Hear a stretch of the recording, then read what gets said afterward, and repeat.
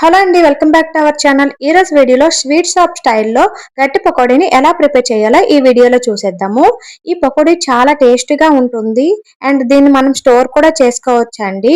ఇందులో శనగపిండి ఎక్కువగా బియ్యం పిండి వాడతాం కాబట్టి 10 డేస్ వరకు స్టోర్ చేసుకోవచ్చు.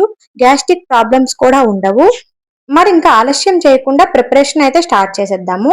ముందుగా వీటి కోసం ఒక 3 మీడియం సైజ్ ఆనియన్స్ ని తీసుకుని ఈ విధంగా పొడుగుగా స్లైసెస్ లా కట్ చేసుకోండి. ఆ తర్వాత టేస్ట్ కి తగ్గట్టు సాల్ట్ అయితే యాడ్ చేసుకోండి.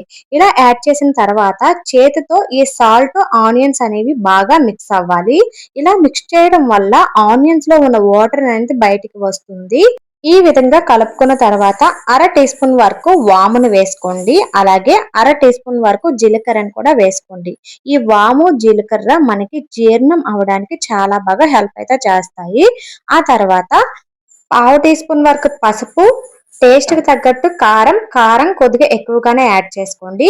ఈ కారం ప్లేస్ లో మీరు ఒక 4-5 పచ్చిమిర్చి అలాగే అర టీ స్పూన్ వరకు కారాన్ని కూడా యాడ్ చేసుకోవచ్చు. అలాగే అర టీ స్పూన్ వరకు ధనియాల పొడి, అర టీ స్పూన్ వరకు జీలకర్ర పొడి, అర టీ స్పూన్ వరకు గరం మసాలా వీటిని యాడ్ చేసుకున్న తర్వాత అర కప్పు వరకు శనగపిండిని వేసుకోండి. ముప్పావు కప్పు వరకు బియ్యం పిండిని వేసుకోండి. బియ్యం పిండి అనేది మనం ఎక్కువగా వాడతాం కాబట్టి పకోడీ అనేది 10 రోజుల వరకు పాడు కాకుండా ఉంటుంది.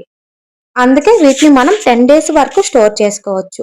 పిల్లలు ఎప్పుడైనా స్నాక్స్ కావాలి అనేటప్పుడు చక్కగా ఈ పకోడీని తీసి పెడితే చాలా ఇష్టంగా తింటారు.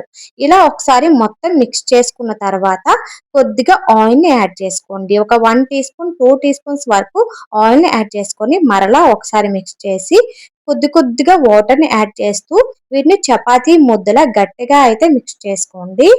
ఎక్కువ వాటర్ అయితే పట్టవు. ఆల్రెడీ ఆనియన్స్ లో మనకి వాటర్ అనేది వస్తుంది కాబట్టి చాలా తక్కువ వాటరే పడతాయి.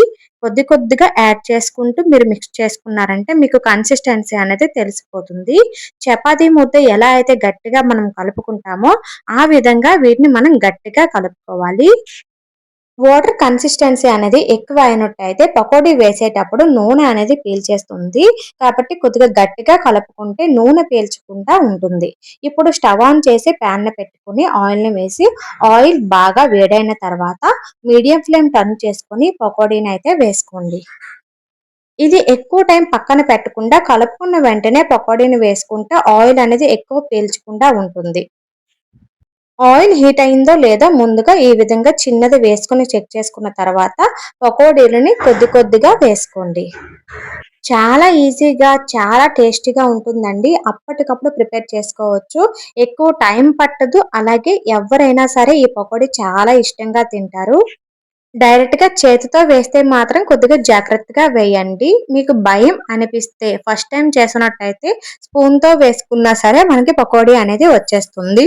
మీడియం ఫ్లేమ్‌లో మాత్రమే పకోడీని 2 వైపులా తిప్పుకుంటూ వేయించుకోండి. హై ఫ్లేమ్ పెట్టారంటే లోపల వేగదు. లో ఫ్లేమ్ పెడితే ఎక్కువ టైం పట్టేస్తుంది కాబట్టి మీడియం ఫ్లేమ్‌లో కలుపుకుంటూ అంటే తిప్పుకుంటూ వేయించుకుంటే పకోడీ అనేది ఈవెన్‌గా వేగుతుంది. చాలా అంటే చాలా టేస్టీగా ఉంటుందండి. ఇలా మొత్తం పకోడీ ఈ కలర్‌లో వేగిన తర్వాత ఆయిల్ నుండి సెపరేట్ అయితే చేసుకోండి.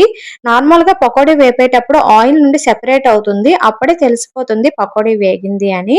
చూసారా చాలా ఈజీగా పకోడీ అయితే చేసేసామండి. అంతేనండి. ఎంతో టేస్టీగా గట్టి పకోడీ అయితే రెడీ అయిపోయింది. మరి మీరు కూడా ఈ పకోడీని ట్రై చేసి టేస్ట్ చేసి ఎలా ఉందో కామెంట్ చేయండి. చాలా మంది వీడియోస్‌ని ఎండ్ వరకు చూస్తున్నారు కానీ, వీడియోని లైక్ చేయడం మర్చిపోతున్నారు. మీరు లైక్ చేయడం వల్ల వీడియో మరికొంతమందికి షేర్ అవుతుంది. అలాగే ఛానెల్‌ని సబ్స్క్రైబ్ చేసుకోండి. సబ్స్క్రైబ్ చేసుకుంటే నేను పెట్టే ప్రతి వీడియో మీకు నోటిఫికేషన్ అనేది వస్తుంది. నేను పెట్టే ప్రతి వీడియో మీరు మిస్ కాకుండా చూస్తారు.